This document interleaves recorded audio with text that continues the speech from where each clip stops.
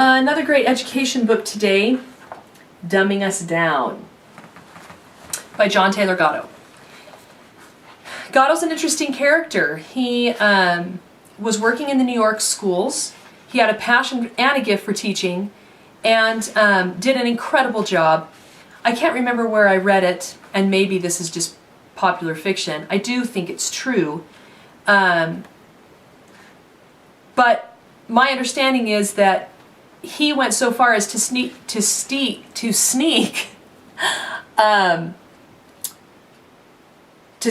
out of the schools and get them over to work in soup kitchens in order to help change their character so that they could really begin to learn. There's several introductions in my copy. This is a compilation of speeches and essays. It includes The 7-Lesson School Teacher, The Psychopathic School, The Green Monongahela, We Need Less School, Not More, and The Congregational Principle. The common thread in these speeches and writings is, number one, a few of the common threads are, education is a mess, it needs to be fixed, we're not honoring the individual and how they need to learn, and this idea of community. And I think he sees this theme of community even in the school systems because he feels like there is no community there. And the way that school has gone about is much like in a big city when you're just a number and a nobody, and nobody knows you're there and they don't care if you're not around. He says, I'm here to talk to you about ideas, but I think a purpose might be served in telling you a little bit about myself, so I become a person like you rather than just another talking head from the television set. I've worked as a New York City school teacher for the past 30 years, teaching for some of that time elite children from Manhattan's Upper West Side between Lincoln Center, where the opera is, and Columbia University, and teaching in most recent years children from Harlem and Spanish Harlem whose lives are shaped by the dangerous undercurrents of the industrial city in decay. I've taught at 6 different schools in that time. My present school is in the shadow of St. John of the Divine Cathedral. My own perspective on things, however, was shaped a long way from New York City and the river down in Pennsylvania, Monongahela, I think is how you say it. It was altogether a wonderful place to grow up, and he has an essay in here that won an essay contest about that, and I'll talk about that in a second. I've used my classes as a laboratory where I could learn a broader range of what human possibility is, the whole catalog of hopes and fears, and also as a place where I could study what releases and what inhibits human power. During that time, I've come to believe that genius is an exceedingly common human quality, probably natural to most of us. The trouble was that the unlikeliest kids kept demonstrating to me at random moments so many of the hallmarks of human excellence, insight, wisdom, justice, resourcefulness, courage, originality, that I became confused. He says he didn't want to accept that notion, far from it. My own training into elite universities taught me that intelligence and talent distributed them economically over a bell curve. Anyway, I became confused. They didn't do this often enough to make my teaching easy, but they did it often enough that I began to wonder reluctantly whether it was possible that being in school itself was what was dumbing them down.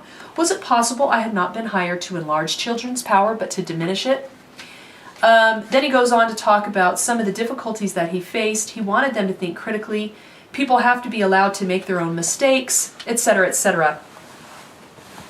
What I do that is right is simple to understand. I get out of kids' way. I give them space and time and respect. What I do that is wrong, however, is strange, complex, and frightening. Let me show you what that is. So, some people are turned off by Gatto, especially people, this is how this book works. For the most part, highly conservative people love it, and anybody anywhere near the left or the liberal side hates it, okay? So, what that means is that it's discarded or dismissed often as propaganda. Many people feel, sometimes even near the conservative camp, that he's gone too far, that he's exaggerated the situation, for, I don't know, his own purposes, for publicity, for interest, because that's who he is, I don't know. And the thing I think that is really kind of funny about John Gatto is the fact that the first one, the 7-Lesson School Teacher, says this was given on the occasion of the author being named the New York State Teacher for the Year in 1991. Now, the psychopathic school, this speech was given by the author the 31st of January 1990 and accepting an award for the New York State Senate, naming him New York City Teacher of the Year. So here's what happened to John Gatto. In 1990, he's awarded New York City Teacher of the Year, which is humongous because it's not, you know, Podunk, USA. It's New York City, okay? So he's been a prized teacher for many years, in demand. He's shown his capacity and abilities and gifts. It's one of the biggest cities in the world, and it's where some of the most successful people flock. So being named New York City Teacher of the Year is huge. And he wins that award in 1990 and gives a speech called The Psychopathic School. But regardless of that, he goes in there, he gives a speech and just slams on everybody and just says the school system stinks. We've got to fix things. It's a problem. We're psychopaths.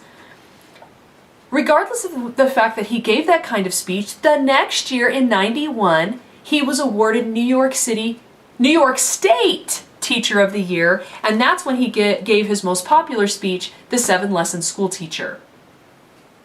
I find that very fascinating. I'm not exactly sure all of the diplomacy or negotiation or how that came to be, but he's obviously a very dynamic individual who has come to be quite a proponent, I think, of homeschool. I've seen him speaking in homeschool circles because he knows that that's one of the only viable answers if he wants to see his goals met.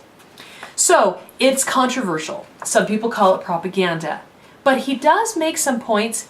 His speeches, especially this first two, are highly emotional and controversial, but fascinating to think about. They do walk a little bit on the edge of the extreme, so be warned about that, but very valuable to read and super fun to discuss. Fun, I think, valuable for parents and to just think and ponder what education means. I mean, I just don't, you know, I'm 20 years into this parenting thing, and I just have come to the conclusion that I don't know how you divorce parenting from education. I don't know how you don't realize that that's just part of your job. That you can't afford to know nothing about how education works and how children develop and how they learn, because it's part of your experience together in the home and out of the home. So I just think it's valuable to have read get a handful of good quality books about education under your belt and spend some time really thinking about what that means for you. Now, the third is an essay awarded first prize, the Geraldine Dodge Foundation, Columbia University National Essay Contest. The Green Monongahela,